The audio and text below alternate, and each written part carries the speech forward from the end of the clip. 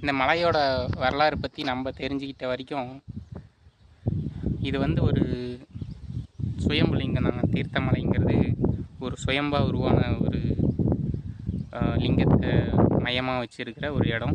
இங்கே வந்து ஒரு 5லேருந்து 8 தீர்த்தம் இருக்குது. 5 தீர்த்தம் வந்து கோயிலுக்குள்ளே இருக்குது, அதாவது லிங்கத்தை சுற்றி இருக்குது. ராமர் தீர்த்தம், கௌரி தீர்த்தம், குமார தீர்த்தம், அனுமந்த தீர்த்தம், அப்புறம் அக்னி தீர்த்தம், 5 தீர்த்தம் இருக்குது. அகஸ்தியர் தீர்த்தம், வசிஷ்டர் தீர்த்தம், இன்னொரு தீர்த்தம், அதெல்லாம் மலைக்கு சுற்றி இருக்குது. அதுக்கு போகணும்னா வழிகாட்டல் உதவியோடு தான் போக முடியும். ஹெலிகாப்டர் ஒரே நின்ன இடத்துலையே பறக்கிற மாதிரி என்னை சுற்றி தட்டாங்க, அது தும்பின்னு சொல்லுவாங்க. அது நிறையா 100 கணக்கில் அப்படியே காற்றுல அப்படியே என்னை சுற்றி ஆகாயத்தில் பறந்துட்டு ரொம்ப ரம்மியமாக இருக்குது. ராஜேந்திர சோழன், அதாவது ராஜராஜ சோழனோட அப்பா, அவர் வந்து போருக்கு போகிறதுக்கு முன்னாடி இந்த மலைக்கு வந்து அடிக்கடி வருவாங்களாம். வந்து இந்த தீர்த்தத்தில் நீராடி இந்த தீர்த்த பருகிட்டு இந்த தீர்த்தமலை தீர்த்தகிரீஸ்வரர் கும்பிட்டு வழிபட்டுட்டு அதுக்கப்புறம் தான் போருக்கு போவாங்களாம். ராஜேந்திர சோழன், அதாவது ராஜராஜ சோழனோட அப்பாவே வந்து இங்கே அடிக்கடி வந்திருக்காருன்னா இந்த மலை வந்து அவ்வளோ சாதாரணமானது இல்லை. ஏன்னா இங்கே இருக்கிற தீர்த்தத்தில் நீராடும்போது பல சித்தர்கள் அப்புறம் இந்த இயற்கை சம்மந்தமான அந்த இதை பற்றி ஆராய்ச்சி பண்ணுறவங்கலாம் இருக்காங்கள்ல அவங்க, அப்புறம் இந்த உடல் உபாதைகள் சம்மந்தமாக வைத்தியம் பண்ணுறவங்க, அவங்கெல்லாம் வந்து இந்த தீர்த்தத்தை வந்து ஆராய்ச்சி பண்ணி பார்த்ததில் இது வந்து பலவிதமான உடல் பிரச்சனைகளை நீக்குதுன்னு கண்டுபிடிச்சிருக்காங்க. அது ஜனங்களுக்கு திறந்து கொடுத்து அவங்க முன்னேறதையும் பார்த்துருக்காங்க. அதாவது பல வகையான தோல் பிரச்சனை, உடல் வயிற்று சார்ந்த பிரச்சனை, கிட்டத்தட்ட உடலுக்கு சம்மந்தமான எல்லா பிரச்சனைகளுமே வந்து இந்த தீர்த்தத்தில் தொடர்ந்து ஒரு 48 நாள் நீராடி வந்தால் எல்லா வகையான உடல் பிரச்சனைகளும் மனப்பிரச்சனைகளும் போகுதுன்னு சொல்லி நிறைய பேர் வராங்க. வெளி மாநிலத்திலேருந்து கூட வராங்க.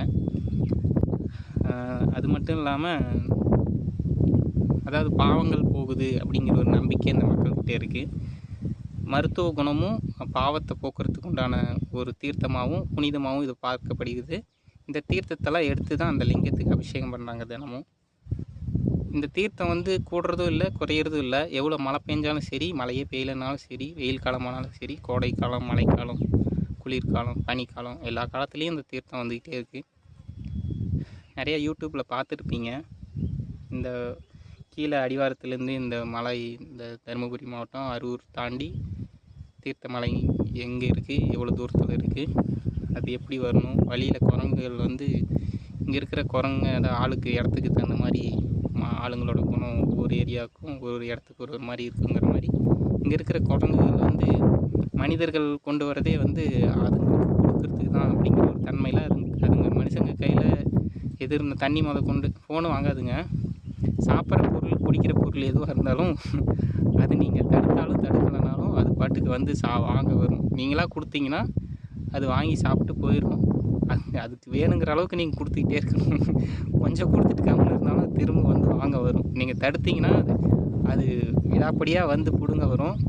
அது கோபமும் வரும். நிறைய பேர் கடிக்குது. ஒரு வாரத்துக்கு ஒரு 8லேருந்து 10 பேரை கடிக்குது. முடிஞ்ச வரைக்கும் எதுவும் கொண்டு போகாதீங்க. தண்ணி கொண்டு போனாலும் தண்ணி குடிக்கும் குரங்கு. ஏன்னா அங்கே தீர்த்தம் மேலே வந்து தீர்த்தத்தில் தண்ணி குடிக்கிற குரங்குகள் இருக்குது. வழி நெடுக்க நம்ம தண்ணி கொண்டு வரும்போது அதை வாங்கி குடிக்கிறதுக்காகவும் நம்மக்கிட்ட வந்து பிடுங்கி குடிக்கும். நம்மளே கொடுத்தா அதே குடிச்சிட்டு போயிடும். அதனால் சாப்பிட ஏதாவது கொண்டு வந்தீங்கன்னா பையில் போட்டு மூடி கொண்டு வாங்க. அதையும் பத்திரமா கொண்டு வாங்க. அதையும் அது பார்த்துக்கிட்டே தான் இருக்கும். சாப்பிட ஏதாவது கொடுக்க போகிறாங்க அப்படின்ட்டு பார்க்கும். கூட்டமாக வந்தீங்கன்னா எப்படி வந்தாலும் அது தொந்தரவு பண்ணுங்க. முடிஞ்ச வரைக்கும் பார்த்து வாங்க. அது அடிக்கவோ இது பண்ணவோ பண்ணாதீங்க. ஏதாவது பண்ணிச்சுன்னா அது சாப்பிட்ற பொருள் கொடுத்துருங்க. பரவாயில்ல, நீங்கள் கீழே போய் சாப்பிட்டுக்கோங்க. இல்லைன்னா ரொம்ப பாதுகாப்பாக மூடி பத்திரமா ஜிப்பெல்லாம் போட்டு கொண்டு வாங்க. இப்போ இந்த மேலே உச்சிக்கு தான் போகணும். இதை பற்றி எல்லாம் விரிவாக பேசிட்டு போகலான்ட்டு தான் இங்கே உட்காந்தது. இடமும் நல்லா இருக்குது, ரம்மியமாக இருக்குது. இங்கே அதாவது மன்னர்கள் காலத்தில் சுற்றி எல்லைகளை பார்க்குறதுக்கும் வேறு அயல் நாட்டு, அதாவது இந்த நாடை தவிர மற்ற நாட்டிலேருந்து யாராவது படையெடுத்து வராங்களா, இல்லை இயற்கையான சூழல் எப்படி மாறுது, அதெல்லாம் பார்க்குறதுக்காக ஒரு தலமாக வந்து இங்கே பயன்படுத்தினதா மன்னர் காலத்தில் ஒரு வரலாறு சொல்கிறாங்க. அது எந்த அளவுக்கு உண்மைன்னு தெரில. மேலே வெள்ளி கிணறுன்னு ஏதோ ஒரு கிணறு சொல்கிறாங்க. அங்கே வந்து இந்த கிணத்துக்கு கீழே வெள்ளியை வந்து உருக்கி ஏதோ அதை கோயில் செய்கிறதுக்கோ ஏதோ அது சித்தர்கள் ஏதோ ஒரு ஆராய்ச்சிக்கு பயன்படுத்தினாங்களா என்னன்னு தெரில. அந்த மாதிரி ஒரு இடம் இருக்குது. அப்புறம் செங்கற்களால் ஆன மதில் சுவர் மொத்தமாக ஒரு அது காமிக்கிறேன் பாருங்கள் போகும்போது. அது ஒன்று இருக்குது. பழைய சிதலமான ஒரு கருங்கற்களான கோயில் ஒன்று இருக்குது. உச்சி பிள்ளையார் பார்க்க போகிறோம். அது ஏதோ ஒரு கனிமத்தாலான பிள்ளையாரணும். அந்த உச்சியில் இருக்கிற பிள்ளையார் போய் பார்த்துட்டு தான் அவங்க சண்டைக்கு போவாங்க மன்னர் காலத்தில்.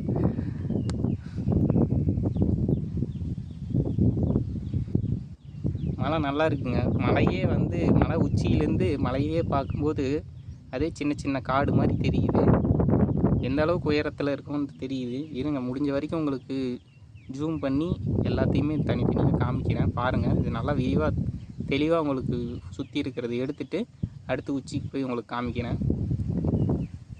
ரொம்ப நல்லா இருக்குங்க. இங்கே வந்தது ஏதோ ஒரு கொடுப்பனை தான். நன்றி. பாருங்கள், சுற்றி பார்க்குறேன். அப்புறம் உச்சியில் போய் பார்க்கலாம்.